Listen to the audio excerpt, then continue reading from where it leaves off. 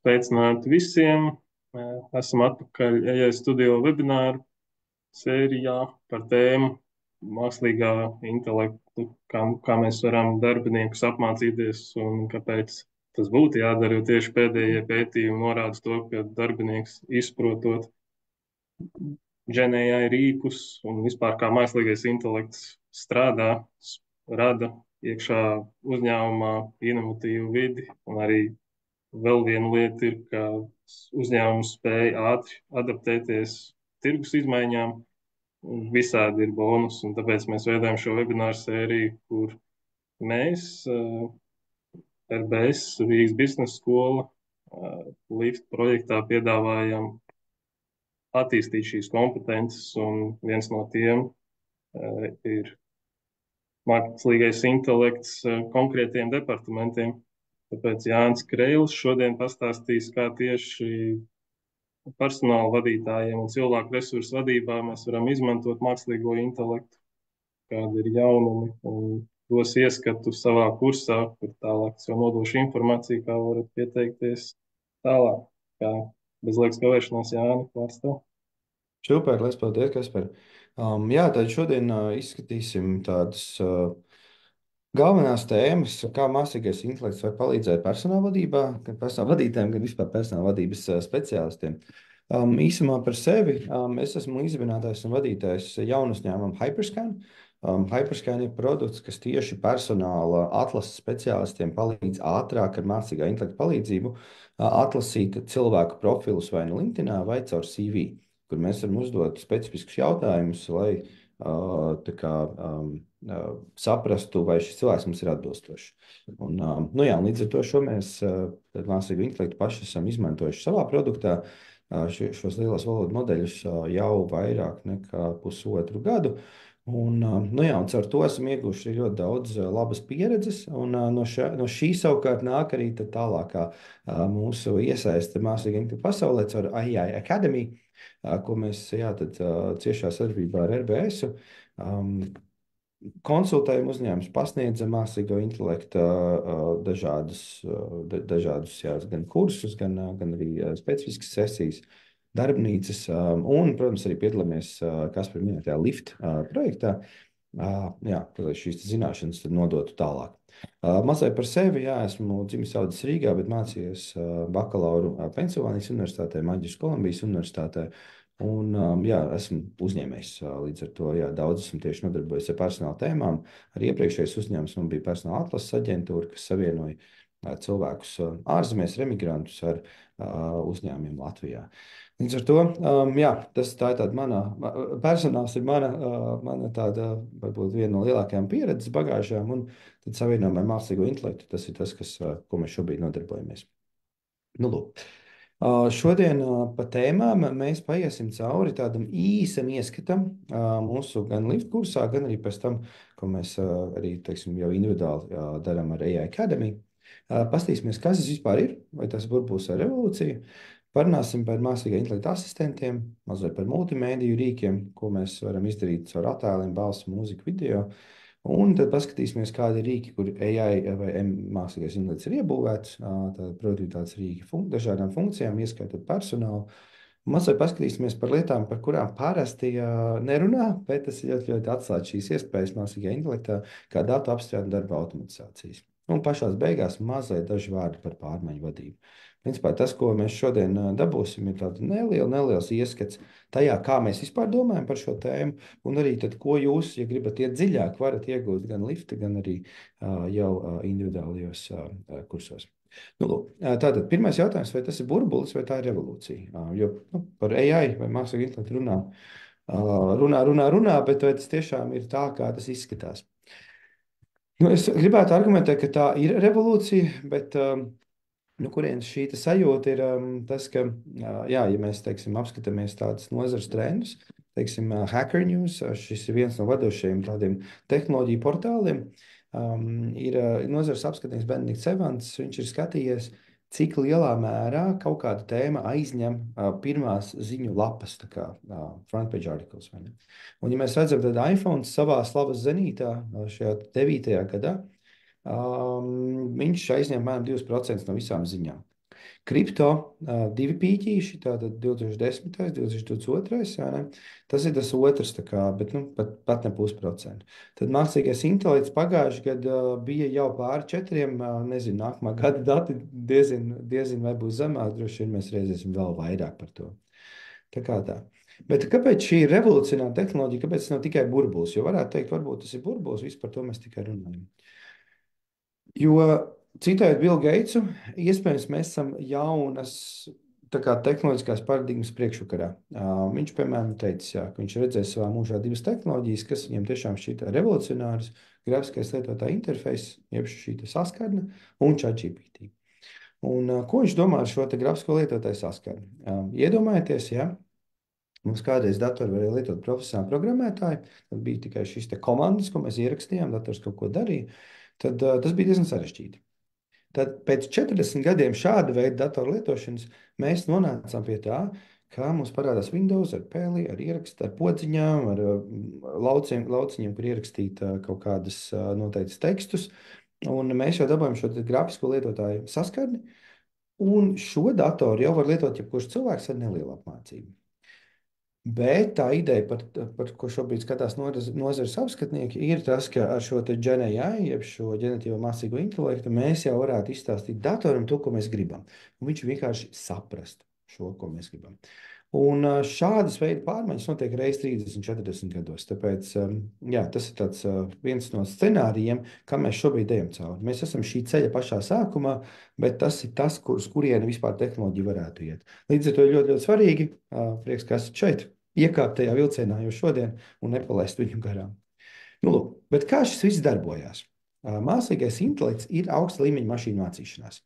Un, ko tas nozīmē? Tas ļauj programmatūrai iegūt rezultātu, to prognozējot no kaut kādas pieredzes, nevis no precīzām instrukcijām. Un, lai salīdzinātu šīs divas programmatiskās sistēmas, tātad bez intelekta, kā mums programma darbojās, mums ir precīzas izpildes, precīzas norādes izpildē. Tad tā ir programmēšana. Ja es nospiežu šo pogu, tad notiek tā funkcija un, teiksim, fails tiek saglabāts. Un rezultāts ir konkrēti tā, kā es biju norādījis pēc šīm te norādēm. Bet ar intelektu mēs darām citādāk. Mēs mašīnai iedodam lielu apjomu paraugu un sakam, mācies, atpazīsi šablonus, kā var nonākt līdz šim rezultātam. Un, lai iedotu piemēru, iedomājieties tādas pašbraucošās mašīnas, tie ir risinājumi, kurus mēs nevaram bez intelekta atrisināt. Jo mēs nevaram iedot miljardiem norāžu, ja tu redzi suni, kurš iet pāri ielai, bet tā ir sarkanā gaisma, un aiz tevis brauc mašīna, un tur ir gājējs un tā tālāk. Mēs vienkārši nespējam sarakstīt šīs instrukcijas. Tā vietā mēs varam iedot miljoniem stundu, kur mašīna brauc pareizi, un dot algoritmam iespēju atpazīt šo te pareizumu šajā te. Nu, tas tāds pavisam bāzes koncepts. Un šos te modeļus, jeb šablonus, šie mākslīgā intelekta modeļi atpazīst dažādos mēdījos. Tas var būt teksts, bildes, video, varbūt audio, kur mēs meklējam šos te sakarības. Un ko tas dod savukārt? Mēs varam, un šis ļoti būtisks koncepts, mēs varam izprast saturu, mēs varam radīt jaunu saturu. Tas ir tas, kas ir noticis pēdējā laikā, kā mēs no klasiskās mašīnu mācīšanās esam nonākuši pie tā, ka mēs varam modelim pateikt, ja tu vari atpazīt suni, varbūt arī var uzzīmēt suni. Ja tu vari atpazīt, ko šis teksts nozīmē, varbūt vari radīt tekstu ar kaut kādu nozīmi. Nu, lūk, pirms mēs ejam iekšā modeļos, gribu mazliet uzreiz iedot atšķirību starp ChatGPT un GPT-4. Tātad. Kas ir kas? Jo mēs bieži vien jaucam, tad domājam, ka mākslīgais intelekts ir ChatGPT. Bet patiesībā, kā tas ir, mums ir šie lielie valodu modeļi, kas ir smadzenes, kas darbina šīs noteiktās programmas. Un, ja OpenAI, tātad kompānija ir izstrādājusi GPT-4 modeli, vai 4 ONU jau, Google ir izstrādājusi Gemini modeli, Anthropic ir izstrādājusi Claude 3 modeli, šīs ir tās smadzenes, kas nodrošina šo te izprašanu. Kaut kāds teksts tiek padots un kaut kāds teksts tiek atdots, vai ne? Tad ChatGPT jau ir tikai programma, kā interfejs, kā slānis, kur mēs ar šo modeli sarunājamies. Mēs varam izvēlēties dažādas programmas, teiksim, tas pats Microsoft Copilots arī balstās uz GPT-4o modeli, kas mazliet modificēts, bet tā ideja, tās smadzenes ir tādas pašas. Savukārt, ja mēs runājam ar Anthropic Claude, viņš balstās uz šī modeļa, viņa tā personība nosacītā ir citādāka. Nu, lūk, tā kā atsevišķi ChatGPT ir programma, kas sazinās ar modeli. Nu, lūk, un ChatGPT pamatā šis lielais valodu modelis GPT-4, O vai tagad arī O1, par tiem mazliet parunāsim vēlāk. Ir modelis, kas ir trenēts uz spējas atpazīt šablonus tekstā. Tad viņš spēja izprast tekstu, ģenerēt jaunu tekstu un paredzēt nākamo vārdu no šīm pieredzes. Nu, kā ļoti vienkārši piemērs, lielais valodas modelis, piemēram, skatās, ok, the sky is, debesis ir, un nākamais vārds nav random, vai ne? Mums nākamais vārds ir kaut kādām sakarībām. Mēs droši vien varētu iedomāties, debesis ir zilas, skaidrs, apmākušās, debesis ir parasti kaut kas. Un tātad valodas modelis min katru nākamo vārdu, izprotot visu iepriekšējo vārdu jēgu. Un tad, kad viņš ir uzrakstīts, kā es blūju, jeb šī debesis ir zilas, viņš atkal min, kas ir tālāk, kas ir tālāk, kas ir tālāk. Un vienmēr salīdzina to ar šīm te nozīmēm. Un, jā, un kā tas principā nozīmē, tad šie te parametri, ko mēs redzam šeit, šī iespēja izprast, kāda ir tā katra vārda nozīme tajā vārdā. Tātad debesis, tas ir objekts, tas ir teikuma priekšmets, tas ir kaut kas liels, netverams, tas ir kaut kas abstrakts, tas ir kaut kas, vai ne? Tad iedomājieties šo te miljardiem šo parametru, ļauj viņam saprast, kāda veida sakarības vispār var būt valodā. Bet jā, no kurienes viņam šī pieredze? Visa iespējamā internetā un cilvēces zināšanu krātuvēs atrodamā informācija varētu būt ātrā atbilde. Tas ir viss tīmeklis, grāmatas, raksti, dati, mēdī, un, protams, jaunajiem modeļiem viņi arī trenēti uz video vai audio saturu vai uz attēlu saturu. Teiksim, tas pats YouTube, uz ko Google trenē savus modeļus. Nu, tad, iedomājieties, visas šīs pasaules zināšanas ar milzīgu procesēšanas apjomu ir mums šobrīd pieejams šajā domāšanas modelī. Un, jā, parametru skaits nosaka to, cik gudras ir šīs smadzenes. Un, ja mēs augšā redzam, tad šie bija tie mazie modeļi, ar ko sākās visa šī izpēta. Tad pirmais GPT, 117 miljonu parametru, GPT-2 jau 1,5 miljards. Tad šis, protams, bija vairāk tāds zinātnieku lauciņš. Tas, kur šis viss paliek praktiski, ir trešais GPT modelis, 175 miljardi parametru, ar ko sākās revolūcija. Varbūt atceraties, kad mēs sākām runāt, pirms šiem pusotra vai gandrīz jau 2 gadiem, ar trešo GPT, viņš likās gana gudrs, bet mēs jau esam nonākuši līdz 4. un 4. O, tātad tie modeļi ir lielāki un jaudīgāki palikuši, un arvien precīzāk spēja atrast šos šablonus un emulēt tādā veidā domāšanu. Protams, uzreiz pirms mēs lecam iekšā, ir mazliet jāpanā par problēmām. Lielākā problēma ar modeļiem ir tā saucamās halucinācijas. Jebšu viņi var izgudrot lietas, un tas nāk kombinācijā ar to, ka viņi spēj izklausīties ļoti pārliecinoši. Un te, teiksim, ir piemērs, vai ne? Pirmais, kad tika pirmoreiz pieminēts mākslīgais intelekts New York Times, bija rakstā Thinking Machines, kur autors bija Walters Sullivans, kurš ziņoja par kaut kādu tikšanos, American Advancement of Science.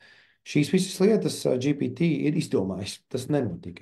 Bet viņš izklausās ļoti pārliecinoši. Un man bez iespējas, ja man nav šo zināšanu, ir ļoti grūti pateikt, vai tā ir vai nav. Iedomājieties, tātad pie tāfeles izsaukt studentu, kurš vienmēr ir cietu seito saka, kā ir. Nu jā, tā kā no šī ir jāuzmanās, bet, protams, ir tehnikas, kā šo te apiet, ir tīpaši neizmantojot viņu kā meklētāju, jo tā nav Google. Tas ir domāšanas dzinis, kas mēģina atrast sakarības. Un otra, protams, lieta ir biasi. Līdzīgi tas, kā mēs redzam, ir kaut kādas sakarības, diemžēl, mūsu sabiedrībā, nezinu, kaut kāda diskriminācija, kaut kas tam līdzīgs. Tad arī modelim var būt šādas lietas, īpaši personālā, teiksim, domājot, iemetot ChatGPT vienkārši CV, izanalizēt, hei, saka, ja viņš ir atbilstošs vai nē. Mēs nevaram būt droši, ka GPT apskatās uz lietām, kā piemēram, šis cilvēks ir no kaut kādas noteiktas vietas, un no turienes parasti nenāk labākie darbinieki, un tāpēc es šo cilvēku varbūt vērtēju zemāk. Bet jā, tas īpaši personāli ir ļoti jāuzmanās par to. Tas tādi īsumā. Bet kā domājat par to, kā vispār mākslīgais intelekts varam palīdzēt? Tā ir tā lielā problēma tādam rīkam kā ChatGPT, tā ir tā tukšā kanva. Ja tu vari jautāt jebko, tad ko prasīt? Un šo mēs arī risinām un mācam Lift kursos un AI Academy, jo tas ir līdzīgi problēma kā Excel. Ja kaut kāds 95. gadā man ienāktu pie manas priekšnieks un teiktu, reku tev Excel, esi produktīvāks, tad es atvērtu šo te rotiņu kladīti un domātu, ok, ko man ar to darīt? Mēs pēdējo gadu laikā, pēdējo 30 gadu laikā esam atrisinājuši šo problēmu, un Excelim ir zināmi konkrēti pielietojumi, kur viņš ļoti labi strādā kaut kādā budžetēšanā vai modeļu veidošanā, finansēs vai organizēšanā un tā tālāk, līdz pat šim jokam, ka puse no pasaules ekonomikas šobrīd turās uz Excel. Tad līdzīgi arī ar mākslīgo intelektu mēs šobrīd labi meklējam šos pielietojumus un kur viņš tā kā iekrīt iekšā. Mēs tam esam izveidojuši šādu veidu karti, kur kā šo vispār visu nozari saprast. Mums apakšā ir pamatmodeļi, lielie valodu, attēlu skaņas modeļi, teiksim, tas pats GPT-4o vai Claude 3. Un uz viņiem balstās 3 lielās piekļuves iespējas. Viens ir AI asistenti, šie te ChatGPT, Copilot, Gemini un citi, kur mēs ar modeli varam runāt patiešām. Tas ir vienkāršākais veids, kā vispār viņu miedarboties. Tāda ir vesela zupa ar mākslīgā intelekta rīkiem, kas nodrošina kaut kādu vai pamatfunkciju vai papildu funkciju. Tas pats mūsu Hyperscan, ko mēs izstrādājam, ir rīks, kas dara ļoti konkrētu lietu, palīdz orientēties cilvēku CV vai profilos. Tad mēs tur nevaram ko čatot, tas nav tā kā brīva lietojuma rīks, mums ir ļoti konkrēta funkcija, kuru izpild mākslīgais intelekts. Un pēdējais, protams, mēs varam piekļūt šiem modeļiem pat taisno uz serveri, pieprasot, apstrādāt kaut kādus datus. Un tādā veidā mēs varam, piemēram, caur automatizāciju nosūtīt kaut kādus datus no sistēmas uz GPT-4o serveri, dabūt atbildi un ielikt sistēmā atbildi. Tā kā tas ir tieši piekļuvi, ko mēs varam īstenot caur automatizācijām. Par tām nedaudz arī vēlāk. Un šādā veidā mēs arī organizējam mūsu kursu un izpratni un to redzējumu uz pasauli, lai, kā mēs spējamies palīdzēt cilvēkiem sakārtot smadzenes. Nu, vēl kā par to domāt? Kā man mākslīgais intelekts var palīdzēt domāt funkciju līmenī, nevis industrijas līmenī, vai pat kaut kādas jomas līmenī. Tātad nevis kā var palīdzēt personāla vadībā, bet viņš var rakstīt man tekstus, dot kopsavilkumus, meklēt informāciju, apstrādāt datus, jo katra mūsu loma sastāv no šīm mazajām lietām, no mazajām darbībām, funkcijām, ko mēs darām. Un tad ir daudz vieglāk iedomāties, kur šo te rīku var pielietot, šos rīkus. Otrs ir, protams, vai uzdevums ir praktiski iespējams. Nu, teiksim, ja es aiziešu uz ChatGPT un teikšu, izdara tā, lai cilvēki pie mums paliek ilgāk. Tā, ko tu ar to gribi dabūt? Jo līdzīgi kā cilvēkiem es iedod šādu uzdevumu, tas nav vienkārši, tas nav praktiski, tā kā, jā, rekur tev ir maģiskā recepte, tad nedomājam, ka šis ir kaut kāds mākslīgs, bet maģisks rīks, kas no kaut kā var izdarīt kaut kādas lietas, kas tā kā, būtu tik vienkārši kā sasist knipi. Un trešā lieta, kas man ļoti patīk, ir arī šīs citās no Benedikta Evansa. Iedomājieties, ka mākslīgais intelekts jums dod neierobežotu praktikantu skaitu. Un mākslīgiem intelektam ļoti līdzīgi, ka ir daudz līdzību ar praktikantiem. Viņi vienmēr ir gatavi palīdzēt, mācās no pieredzes, viņi var pieļaut kļūdas, un viņam vajadzīgs ļoti skaidrs norādes.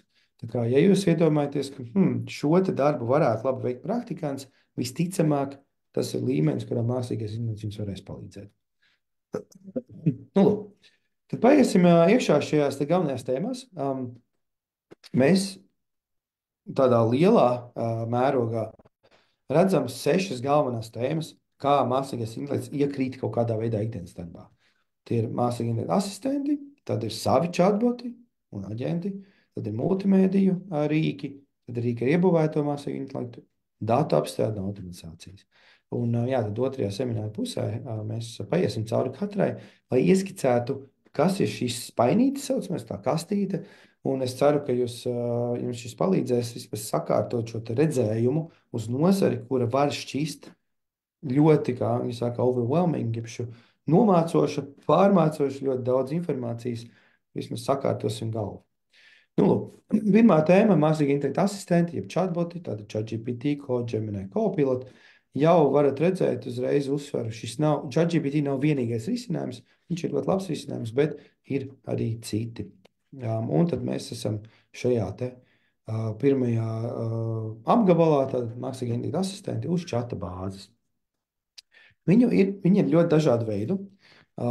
Tas pamats, tā klasika ir abonējumie, kurā ir pieejams vienas kompānijas modelis. Tātad, piemēram, ChatGPT, tas ir OpenAI risinājums, kurā pieejami ir GPT vai O1, tātad OpenAI izstrādātie modeļi. Bet ir arī Claude, ko ir izstrādājis Anthropic, un jums var teikt godīgi, pēc jau gada lietošanas viņš ir labāks latviski. Vienkārši labāk rada tekstus, dabīgākus, tuvākus.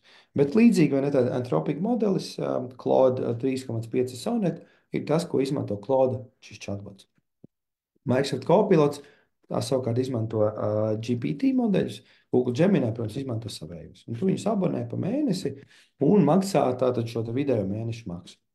Ir interesanti trešā puses rīki, piemēram, POU, ko ir izstrādājusi Quora, kur arī mēs abonējam modeli uz mēnesi, bet mēs varam piekļūt dažādiem modeļiem. Mēs varam runāt ar Claude, ar GPT, ar Gemini un citiem. Vai Sanak, piemēram, kas šo te dara jau tādā enterprise līmenī. Un tad ir otrs modelis, jeb šo otrs, nu, tas tā kā komerciālais modelis, kur mēs maksājam tikai par lietoto apjomu, kur es nopērku programmu, kas ir tikai čata interfejs, un es par katru ziņas nosūtīšanu samaksāju nelielu daļu par tikai šo datu apstrādi, jeb šos tokenus saucamus. Un, jā, pats lietoju Macā ļoti patīk šī programma, bet ir, protams, dažādas ir open source programmas, kas arī ļauj šo te funkciju veikt. Nu, lūk. Tas, kā mēs redzam, mākslīgā intelekta asistentus ir atkal ejot apakaļ uz tādām kā funkcijām, un, lai saprastu, ko mēs vispār ar viņu varam izdarīt, tad sadalām šo te, kas ir ChatGPT, ko varam darīt, ir īstenībā dažādas lietas. Mēs varam rakstīt lietas, mēs varam tekstus apkopot, mēs varam idejot, mēs varam kaut ko sintezēt, un tas nozīmē nevis vienkārši saīsināt kā apkopošanā, bet gūt secinājumus. Mēs varam arī izvilkt datus, tātad, nezinu, man ir kaut kādi reporti, no kuriem man vajag konkrētas tabuliņas izvilkt. Es varu nesakārtotus datus sakārtot struktūrā, formatēt noteiktā veidā, jā, vai strukturēt. Un, protams, es varu arī programmēt, kodēt, rakstīt skriptus un dažādu veidu šīs miedarbības ar datiem. Un, ja mēs paņēmam, piemēram, es esmu darba meklētājs, tad man šajā te uzdevumā ir dažādas funkcijas. Jo viens varētu būt, labi, es varu rakstīt savu CV, bet es varu arī palīdzēt veidot tabulu par to, kādu veidu piedāvājumu šodien ienākuši tirgu. Es par to varu uzrakstīt skriptu, lai man tā tabula labāk kārtojās. Es varu izvilkt vidējās algas kaut kādā nozarē, tad sintezēt kaut ko. Tad, nu, mēs gribam iedot šo te, veidu, kā domāt par viņu. Jo katrā no mūsu kaut kādiem darbiem ir šīs dažādas funkcijas. Un tas ir ar domu, lai jums rastos ideja, kā vēl var pielietot šo te rīku. Tātad, ja jūs neko neesat ne sintezējuši, ne radījuši idejas vai tā tālāk, iesaku tomēr šajā virzienā un pamēģināt ChatGPT vai citus rīkus, ko jūs lietojat.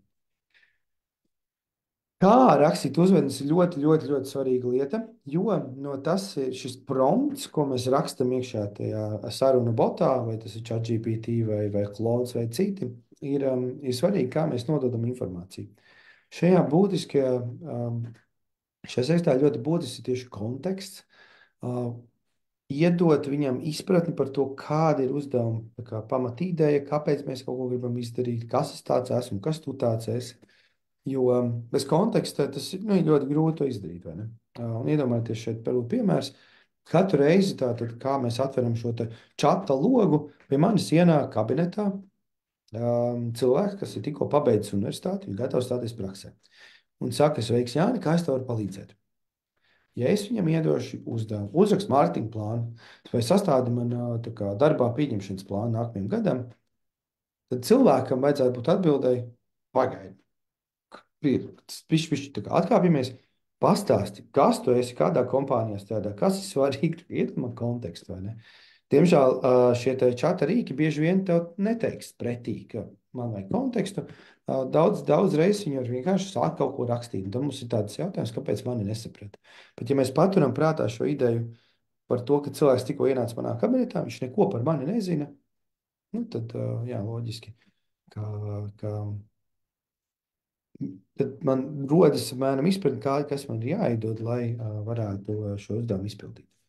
Līdzīgi arī, tad, ja es dodu konkrētu uzdevumu, dabūšu konkrētu rezultātu. Nevis vienkārši uztaisa man intervijas plānu, bet uztaisa intervijas plānu tādai lomai, tik gar būs intervija, gribu fokusēties uz šīm 5 lietām. Vai ne? Tas būs daudz labāk. Vēl viens labs tāds tehnika ir jautāt apstiprinājumu vai uzdot jautājumus, vai bots domā tavā vietā. Un, protams, atsaukties uz iepriekšējām ziņām vai lietot dažādas promptēšanas ietvarus. Par tiem iesaku pagūglēt, vai arī tad nākt uz kursu, kur mēs šīs visas lietas apgūstam. Un sarunbotam arī dažādas lomas var būt, jo viens ir tas praktikants vairāk ir izdari šo, vai ne, tad man ienāca šis praktikants pa durvīm, bet tikpat labi man var ienākt pa durvīm manā kabinetā kāds eksperts, kas ir domātais. Kā tev šķiet? Mēs gribētu, nezinu, nākamā nedēļa uzsākt kaut kādu, teiksim, darbā pieņemšanas procesu ar šādu lomu. Kā tev šķiet? Kā man pieiet, kādas prasības? Nu, tā kā ļāvam padomāt. Padomājam kopīgi par šo. Līdzīgi, teiksim, tas var būt arī kritiķis. Es uzrakstīju darbu sludinājumu, kā tev izskatās? Vai šis piesaistīs jauniešu auditoriju? Kas pietrūkst? Apmetam šo darbu otrādi. Protams, arī skolotājs, kā šo izdarīt, paskaidro, iemāci. Un atkal tas joks šeit ir, ja mēs runājam, ja kādreiz, teiksim, parādījās ChatGPT un parādījās šis termins, šī prompt engineering, šī kā inženieru prasmes, tad šobrīd vairāk tas ir redzams, vai mēs spējam labi sazināties rakstos, tad noformulēt savas domas, deleģēt darbus. Nu, mēs to, protams, varam saukt par prompt engineering, vai ne? Tas tā smalkāk izklausās, bet patiesībā tā nav nekāda inženieru zinātne. Mēs vienkārši, ja mēs spējam labi nodefinēt un labi rakstīt, deleģēt komandas, iedot kontekstu, tad no šiem sarunu botiem var ļoti daudz dabūt ārā. Vēl viens maza nianse, jā, par lielo valodu modeli un Google.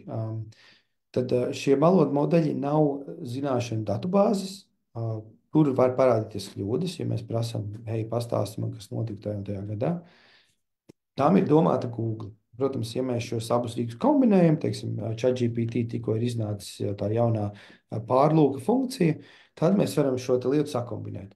Mēs no Google vai precīzāk no Binga ielasām šīs dažādas meklējuma rezultātus, un tad ar valodu modeli izdomājam, kuri no tiem ir atbilstoši manam jautājumam.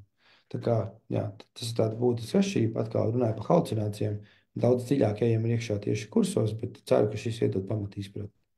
Un pēdējais tāds koncepts, jā, laiks pret atdevi. Mums nav jāiespringst uz to, ka, piemēram, rakstot darbu sludinājumu, man ir viss jāizdara ar mākslīgo intelektu. Pietiek ar to, ka es varu ātri dabūt melnrakstu un ātri viņu pabeigt pats. Jo, ja es ilgi čakarētos, tad, protams, es varētu patērēt 4 reizes vairāk laika nekā uzrakstot melnrakstu, lai viņš man ir perfekts, bet viss AI radīts. Un otrādi, varbūt man ātrāk ir uzrakstīt melnrakstu, iedot mākslīgam intelektam, lai izlabo. Nu, tas tāda pamata lietas, ko es ieteiktu par sarunbotiem.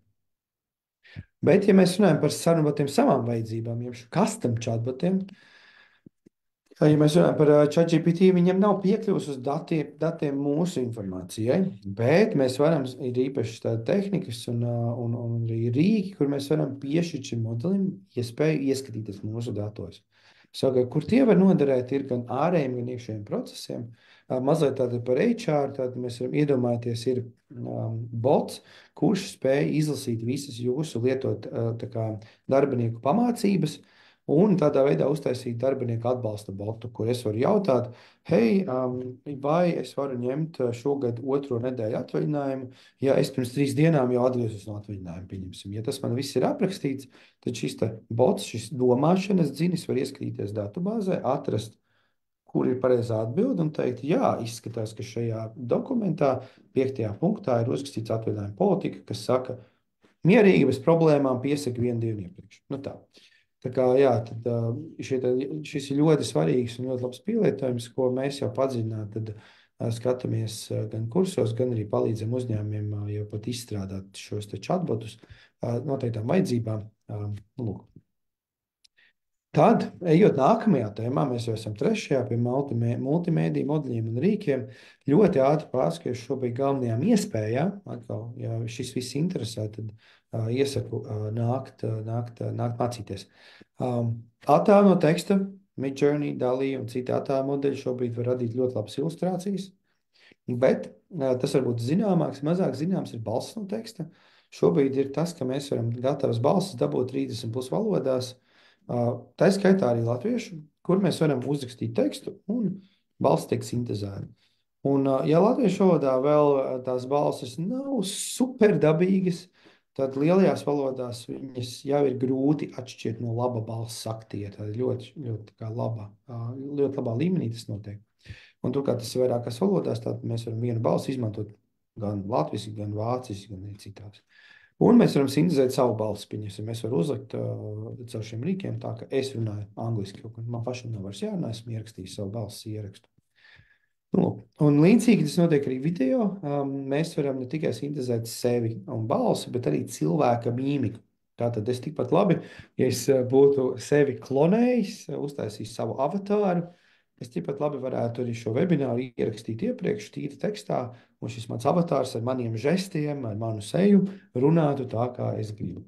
Nu, tā kā tas ir principā video prezentācija rīks šobrīd ļoti vadošs tādēļ pielietojums.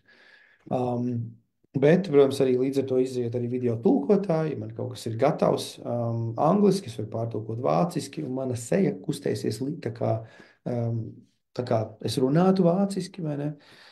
Bet, jā, var arī, protams, radīt jau īsu video materiālu, tādus īsus video klipiņus no teksta tīri. Nezinu, tur drons lido pāri vecpilsētai.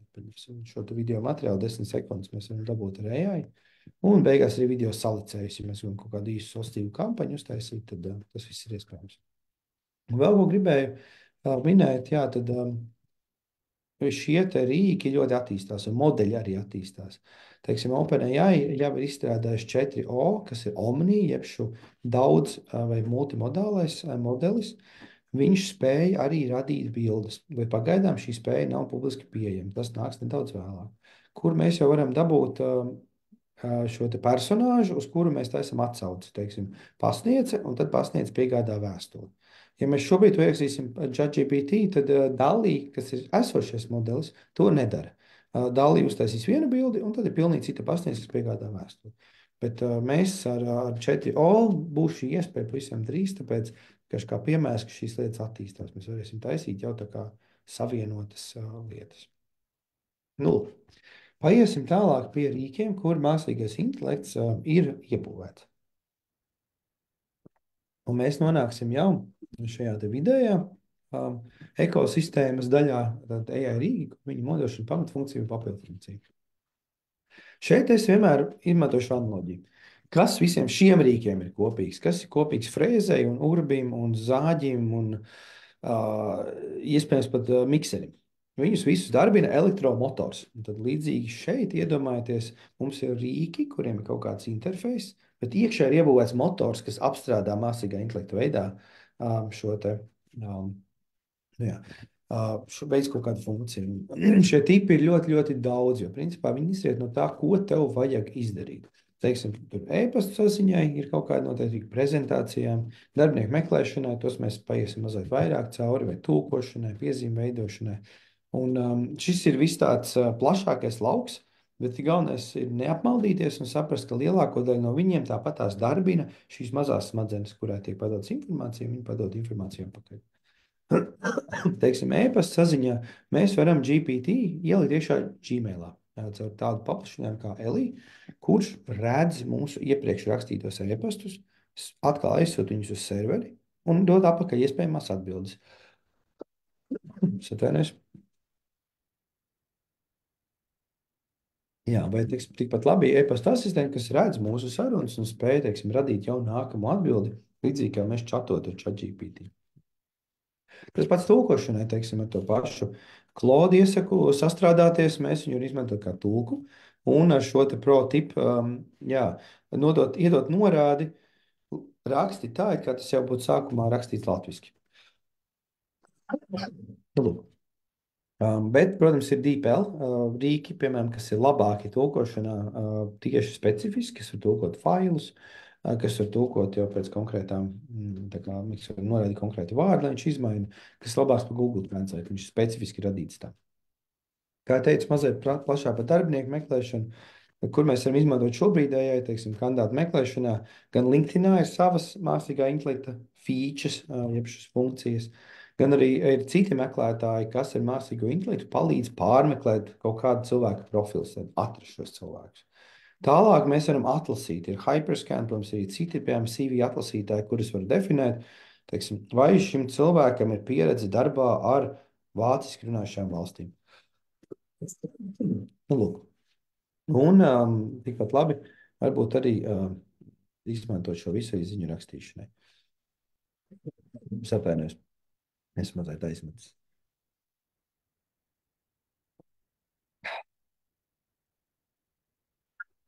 Tā, nu, lūk, pieņemsim LinkedIn vai Džems vai video intervijām. Mēs arī varam ar AI, teiksim, pieiet, kur dieni. Es jau tā vainojos, bišķiņa ir aizsmakums.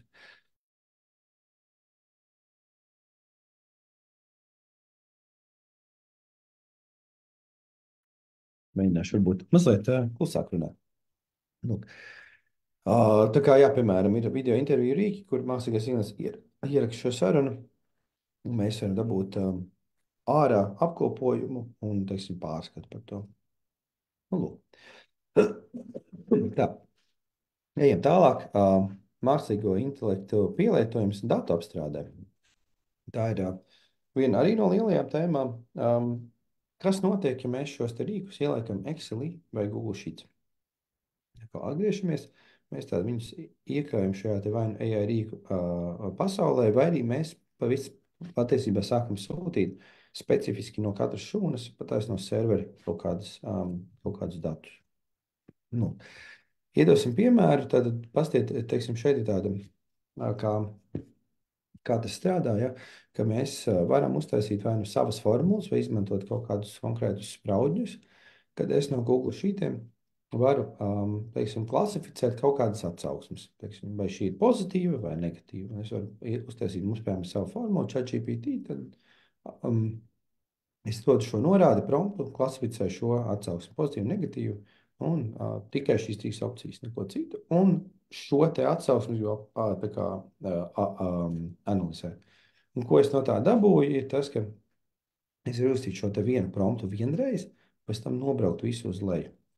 Un es ļoti ātri varu apstrādāt datus, jo man šeit parādās jau tā kā strukturēta informācija, kuras atsauksmes ir pozitīvas, kuras ir negatīvas, un es varu ļoti šos nestrukturētos datus sastrukturizēt. Un tas ir tas, kā man nav jāpromptē kaut kas tūkstošiem reižu.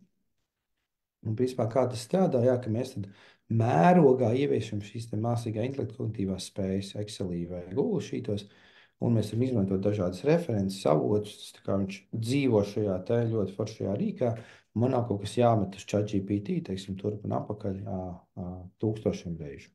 Ļoti, ļoti spēcīgs pielietojums. Atkal šobrīd ieskicēju to kā iespēju, ja interesē uzzināt vairāk, tad priecāsimies redzēt pilnības kursos. Un pēdējā tēma - darba automatizācija. Kas tas ir? Ir tas, ka mēs varam kaut kādus uzdevumus atkārtot ļoti lielā mērogā, un mēs varam savienot dažādas programmas un automatizēt datu pārnesi starp tām, ieviešot arī šīs mākslīgā intelekta spējas lielā mērogā. Un kā tas strādā? Mums ir dažādi veidi, šobrīd ir pieejami no-code, jeb bez koda automatizāciju rīki, teiksim, Make vai Zapier, kur mēs varam no vienas sistēmas paņemt datus, kaut ko viņam darīt, izanalizēt, pieslēdzot varbūt, piemēram, šos mākslīgā intelekta modeļus, padot datus ārā. Lai šo jūs tā kā rosināt domāšanu, iedošu 2 piemērus. Iedomājieties sistēmu, kur tātad jums ir Team Taylor šī te applicant tracking sistēma, jums ir pieteikuma apstrādes sistēma, jūs saņemat pieteikumu, un caur ATS mēs viņus caur šiem API aizsūtam, pieņemsim, uz citu sistēmu, tas var būt Hyperscan vai citur, kur ir ar GPT palīdzību mēs izdarām kritērijus, pēc kuriem viņus sašķirot. Mēs viņus sašķirojam, un tad aizsūtam apakaļ kandidātus pa statusiem. Piemēram, A liste, man ir tā kā spēcīgākie kandidāti, B liste var būt, un tad pavisam neatbilstošie. Vai iedomājieties telefonu intervijas? Mēs varētu saņemt pieteikumu, ar GPT uzrakstīt katram saņēmējam zvanu ar personīgo e-pastu, lai uzaicinām viņu uz zvanu. Tad, teiksim, mums ir vēl viena sistēma, kas ir šie telefona aģenti, kas var piezvanīt kandidātam, aprunāties, ievākt informāciju, apstrādāt to un pateikt, kurš ir kvalificēts, kurš nē. Team Taylor atkal pārliek citā statusā. Un ja man ir kāda laba telefona intervija, pēc tam aiziet automatizācijas slēku, kas saka, ding, ding, apskaties, šodien bija labs kandidāts. Nu, tas ir tā kā piemērs, kā par šo domāt, kā šīs lietas var saslēgt. Un, jā, jo automatizācijas ir viens no veidiem, kā mākslīgu intelektu atslēgt daudz lielākā mērogā. Šis var notikt pastāvīgi, tas notiek simtiem tūkstošiem reižu dienā, un mēs labi dabūjam šīs automatizētās darba plūsmas. Tā ir tāda pēdējā tēma, par ko mēs rosinām domāt. Atkal vairāk piemēru, vairāk konkrētības par to, kā tas strādā. Nāciet mācīties, bet šim vajadzētu jau rosināt domāšanu, kā mēs varam saslēgt un iesaistīt šīs smadzenes iekšā automatizācijās. Noslēgumā daži vārdi par tādu kā mākslīgā intelekta ieviešanas vadību. Um, Šis nāk no Entropika. Organizācijām ir vairāki soļi. Tā kā mēs nevaram ienākt uzreiz organizācijā ar mākslīgo intelektu un pateikt, ka mēs visu darīsim tagad ar AI. Visi rīki, viss griezīs pa AI. Jo parasti tas notiek ar 5 soļiem. Mums sākumā ir šī nelielā skepse, bet mēs sākam pētīt. Tad otrajā fāzē parasti ir šī aktivācija. Mums ir pirmie pārbaudas pilotu projektiņi, lai mēs saprastu, vai vispār kā šis strādā, dotu pieredzi. Tālāk mēs jau eksperimentējam, kurš izsāk mērogoties. Okay, pirmās lietas ir nostrādājušas vai nav nostrādājušas, mēs turpinām šo eksperimentu. Un tad ceturtais solis jau ir tas, ka mēs AI mēģinām vienmēr integrēt visās darba plūsmās. Mēs jau zinām, kas strādā, kas nestrādā. Un tad, protams, pēdējais solis ir šī kaut kāds mākslīgā intelekta briedums, kur mākslīgais intelekts ir daļa, neatņemama daļa no mūsu organizācijas pamatlietām. Ir procesi, kas vienkārši negriežas pēc viņa. Tā kā nebaidieties, mēs lielāko daļu Latvijas organizāciju esam redzējuši vai nu šajā vai šajā fāzē. Par to nevajag kaut kādā veidā sevi šausmīt vai pārnest. Tas ir normāls process, kur mēs iepazīstamies. Un galvenais ir tikt līdz šim pirmajam eksperimentiem un nemēģināt visu vai neko, bet ielikt šajās lietās pakāpeniski. Un tādā stratēģijā mēs ļoti skaidri redzam, ka mums ir šis top-down un bottom-up. No augšas, no lejas ir jāstrādā kopā, jo komandas vadītāji, nodaļu vadītāji, uzņēmuma vadītāji redz lietas no augšas, tādu procesus, kādas tās vajadzības, to lielo bildi. Savukārt, jāatcerieties, ko es teicu pašā sākumā par funkciju līmeni, vislabāk zina individuālais darbinieks, kurš zina, kuri šie čakari, kādas lietas man ikdienā jādara, kādas ir procesa nianses. Un šīm abām lietām, tā kā abiem līmeņiem sadarbojoties, mēs dabūjam gan to lielo bildi, gan arī, ja varētu man dzīve atrisināt, es būtu ļoti priecīgs. Un tad sanāk, ja šī buy-in no abām pusēm, tas ir tas, ko mēs ļoti, kā mēs iesakām par šo domu. Nu jā, noslēguma vārdi. Nākotne, no kuras mēs baidāmies, bieži izskatās šādi. Jā, šis viss ir Midjourney ģenerēts. Tad robotika, kas mūs valda, bet tā patiesība jau ir tāda, ka mūsu ikdiena izskatās šādi. Es nezinu, kā jūs, bet es esmu cilvēks orķestris. Man ir vienu brīdi jādara tas, vienu brīdi jādara tas, vēl kaut kas. Katram no mums ir kaut kādi vairāki darbi iekodēti mūsu amatā.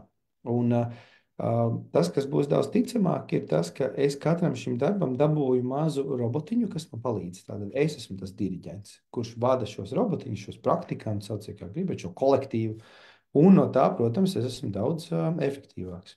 Tāpēc, jā, mēs uzskatām, tevi neaizstās mākslīgais intelekts, bet kāds, kas izmanto mākslīgo intelektu, tā ir pilnīgi cita tēma. Tā kā jā, ceru, ka šis bija tāds ļoti noderīgs, ātrs ieskats visās iespējās, mazliet sakārtot arī galvu par tām tēmām. Un ceram, protams, jūs redzēt jau kursos, kur mēs šīm tēmām ejam klāt dziļāk, atbildam uz jautājumiem. Tāpēc. Paldies, Jāni. Viens tāds praktisks jautājums, ja tāds uzņēmuma vadītājs skatās, kas ir pirmais, kā viņi tajā pirmajā solī stratēģijā var tikt. Viens noteikti ir, kur lielākais manuālais darbs ir tādā veidā skatīties, kur implementēt mākslīgo intelektu, vai ir kaut kādi pirmais solis, kas tas būtu. Pirmais solis īstenībā mēs esam redzējuši, ka ir vajadzīga izpratne. Ja man šeit mūsu īsajā webinārā es varu iedot ļoti nelielu tādu, tā kā pamatīdeju, tad jā, vajadzētu iet tajā nākamajā, atnākt, iebraukt, kas vispār šobrīd ir pieejams. Tā kā apzināties iespējas, tas būtu pirmais. Tad nākamais varētu būt, jā, kad jau zinot šīs iespējas, arī meklēt šos spēcīgākos darbiniekus, kas ir varbūt tādi entuziastiskāki vai varbūt uz tehnoloģijām tā kā draudzīgāki, un skatīties, kur mums iet kopā, kuri tie paši veiksmīgākie eksperimentēšanas tā kā, kaut kādi apgabali saucamie. Un no tā tad sākt šos pirmos pilotus, pirmos eksperimentus. Un noteikti nemēģināt tā, nu tagad mēs visi ieviesīsim, mums vajag visu lielo sistēmu, mēģinam, testējam iekšēji mazos apjomos, pierodam pie šī, jo šis ir pilnīgi jauns veids, kā tehnoloģija strādā, un tas bieži vien nu, nav tā, ka mums uzreiz viss ir skaidrs, mēs to ļoti caur pieredzi iemācāmies ar viņu sadarboties. Jā, paldies. Vēl viens par cilvēku resursu vadību tieši tā. Es domāju, es noteikti ļoti liela tēma arī tajā sakarā ir datu privātums un ko vispār var likt iekšā mākslīgā intelektā. Es pieņemu CV noteikti nevar, un kā tu ar to dzīvo. Jā, par datiem tas ir ļoti, ļoti būtiski ir saprast, kādus rīkus mēs lietojam, vai tie ir maksas vai bezmaksas, un ja tie ir bezmaksas, vai mums ir kādas šīs datu kontrolas ir, vai ne, tad, teiksim, bezmaksas ChatGPT, mēs varam izslēgt to, ka viņš, teiksim, mūsu datus neizmanto kaut kādai tālākai trenēšanai. Ja mēs to izmantojam personām, to noteikti vajadzētu izslēgt. Ja mēs viņu lietojam kā maksas rīku, tad parasti šīs funkcijas jau ir izslēgtas. Tad, nu, ka viņš neizmantos datus tālāk. Un, tas ir viens. Otrs ir īpaši personāla vadībā par datiem ir jādomā jaunās mākslīgā intelekta regulas sakarā, kas ir, vai mēs varam izskaidrot, kā mākslīgais intelekts pieņem kaut kādu lēmumu. Un tad, nu, teiksim, arī no mūsu hyperscan pieredzes ir viens jautājums iedot, teiksim, ChatGPT, hei, par cik procentiem šis cilvēks ir atbilstošs, jo tad, principā, mākslīgais intelekts pieņem lēmumu, un mēs nezinām, kāpēc viņš teica 78 vai 93%. Vai ne? Bet, teiksim, kā mēs veidojam savu sistēmu, ir sadalīt šo kritērijos, tad vai šim cilvēkam ir 5 gadu pārdošanas pieredze darbā ar Vācijas tirgu. Tas ir vai nu nav. Tā kā, nu, tad mēs sašķeļam šos specifiskus kritērijus, un tad arī mēs varam izskaidrot, kā es kā cilvēks pieņēmu lēmumu. Es redzēju, jā, šim cilvēkam bija 4 no 5 kritērijiem, ko es gribēju redzēt. Es viņu atvēru, es pats pieņēmu lēmumu, ko viņš tā. Nu, tā kā, tur ir ļoti, ļoti jāuzmanās no šiem te iebūvētajiem bajasiem. Jā, arī atbildēt uz trešo jautājumu par ētiskiem aspektiem, kas būtu darbiniekiem jāievēro, jāskatās. Jā, es varbūt par to ētiskumu arī gribu pakomentēt. Te atkal cilvēks ir tas, kas ir tā kā visa šī centrā, un cilvēks nes atbildību. Līdz ar to, ja es esmu, nezinu, pieņemsim, uztaisījis sev ļoti uzfrašinātu CV ar ChatGPT, neesmu viņu pārlasījis, bet tur viņš ir uzfrašināts tā, ka tur jau ir meli, nu, ir kaut kādas lietas, ko es nekad neesmu darījis. Atbildība ir ar mani. Tā kā es esmu atbildīgs par to, kas tur nāk ārā. Vai ne? Un līdz ar to arī otrā pusē, ja es kā personāla cilvēks atlasu CV un es esmu iedevis tādas instrukcijas, vai tā kā, ko es pats teikšu, vai nesaprotu, kā viņš dara, viņš kaut ko kļūdaini dara, es esmu atbildīgs. Mēs tā kā nevaram šo atbildību nonest no sevīm. Līdz ar to ir vienkārši jādomā, kā viņu izmantot kā labu asistentu, bet šo atbildību paturēt savā pusē. Nu, tāds varbūt filozofiskāks punkts. Jā, varam piekrist, ka jāizmanto rīki, ir, bet vienmēr tur jābūt tam uz gala, kas visu pārbauda, un tad viss ir pareizi mērķis. Un es teiktu, arī tā ir tāda, teiksim, tā ieviešana, arī kur ir šis pakāpeniskums. Mēs noteikti gribam, kad sākumā šie rīki, mēs redzam, kā tās sistēmas, ko mēs esam ieviesuši vai uztaisījuši, kā viņas strādā. Un varbūt pēc, teiksim, 3 mēnešiem mēs redzam, ka jā, nu, zin kā, es teiktu, te viss ir perfekti. Nu, viss ļoti labi. Teiksim, kaut kāds tur mūsu tas CV šķirotājs darbojas, nu, tieši tā, kā es gribu. Ļoti labi. Tajā brīdī es esmu pārbaudījis, es varu viņai uzticēties. Un, protams, tur vienmēr kaut kādam feedback mehānismam ir jābūt. Bet nu, tādā veidā, kur mēs uzreiz neatdodam, tā kā, ok, šitien es vairs neinteresējos. Tas viss tā nāk parasti pakāpeniski, un tad mēs tā kā redzam, ka jā, tā lieta strādā, un tad mēs varam arī viņiem kaut ko vairāk deleģēt. Jā, paldies, Jāni. Gribu visiem pateikt, ka, ja viņi ir interesēti, tu esi soldojis viņiem šo kursu, tad tev kursi notiks 13. novembrī un 11. decembrī. Pieteikties var RBS mājaslapā, /lift. Arī čatā esmu iemetis un varat apstīties arī visus pārējos kursus, ko lift programma piedāvā. Jā, Jā, pagaidām. Jā, priecāsimies jūs tur redzēt. Tur sāk šodien ļoti īsts ieskats, bet, nu, tur, protams, mēs varam paiet dziļāk katrā no šīm tēmām un arī parokam jau konkrētus piemērus. Ar jau personisku pieeja katram. Jā, Pareizi. Labi. Paldies visiem, tiekamies nākamajās webināru sērijās. paldies. Tādā.